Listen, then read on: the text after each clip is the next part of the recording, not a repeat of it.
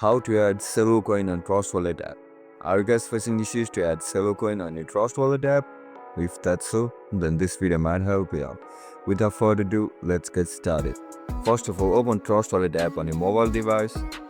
If you don't know how to download Trust Wallet app on your mobile device, then make sure to check out our guide on how to do it. Once you open up your app, now look at the top right corner of your screen where you can see this icon over here. Click on it.